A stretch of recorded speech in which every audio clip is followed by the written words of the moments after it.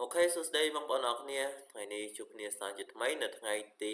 23ខែ2 2026បាទអញ្ចឹងយើងឃើញថាទីផ្សារមាសឥឡូវគឺវាកំពុងតែមានការហក់ឡើងខ្លាំងគួរសមដែរនៅព្រឹកនេះបាទហើយវាក៏ស្ថិតនៅក្នុងលំហ uptrend ផងដែរអញ្ចឹងហើយកម្លាំងទីផ្សារមាសគឺវានៅតែមានការកើនឡើងទៀតបាទអញ្ចឹងតម្លៃដែលវាអាចនឹងទៅដល់នៅថ្ងៃនេះគឺតម្លៃ5244បាទតែបើសិនជាវាឡើងផុតនៅតម្លៃហ្នឹងទៀតអញ្ចឹងតម្លៃវាទៅបន្តទៀតគឺអាចនឹងទៅដល់5442បាទជាតម្លៃមួយដែលខ្ពស់គួរសមដែលយើងអាចចូលមកលក់វិញបានហើយបងប្អូនអរគ្នាប៉ុន្តែក៏យើងមិនអាចលក់បានវែងដែរត្រឹមតែ20ទៅ30លេខគឺបងប្អូនអរគ្នាអាចចេញពីទីផ្សារបានបាទអញ្ចឹងបើសិនជាទីផ្សារមាសវាត្រឡប់មកខាងក្រោមវិញដែលវាអាចប្រេកតម្លៃណាមួយបាទបើសិនជាវាប្រេកនៅតម្លៃ low គឺវានឹងបន្តមកខាងក្រោមវិញតែបើសិនជាវាអត់ប្រេកតម្លៃ low នេះទេគឺទីផ្សារវាប្រកាសជាឡើងទៅទៀតហើយបងប្អូនអរគ្នាហើយមុននឹងទីផ្សារឡើងគឺវាតែងតែមានការត្រឡប់មកវិញបាទ20ទៅ30%ឬក៏50%នៃតម្លៃដែលវាបានទៅ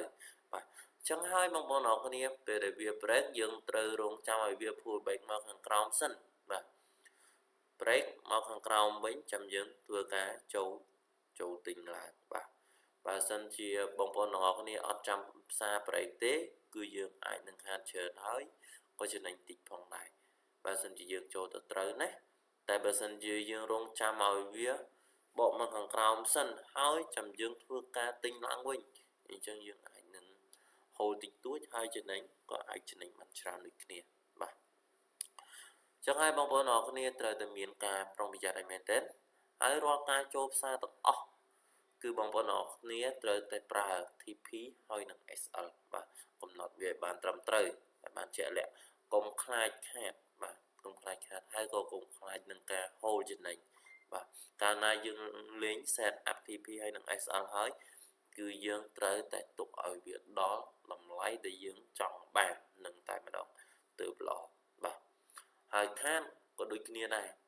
យើងត្រូវតែហ៊ានខាតដូចគ្នាបើកាលណាយើងមិនហ៊ានខាតទេចឹងយើង hold បើសិនជាទីផ្សារទៅមិនត្រឡប់ទេគឺបងប្អូនទាំងអស់គ្នាអាចនឹងហូរកាន់តែធំហើយធ្វើឲ្យអារម្មណ៍បងប្អូនទាំងអស់គ្នាគឺនៅមិនសំណុកចិត្តទេបាទគឺចេះតែអសេះអសោះក្នុងខ្លួនបាទចឹងហើយបងប្អូនទាំងអស់គ្នាកុំព្យាយាមលេងបែបហ្នឹងអីបាទចុះថ្ងៃនេះខ្ញុំបានព័ត៌មានតែប៉ុណ្្នឹងដែរបាទសូមឲ្យបងប្អូនអរគ្នាត្រិតចំណេញច្រើនហេងសំណាងល្អ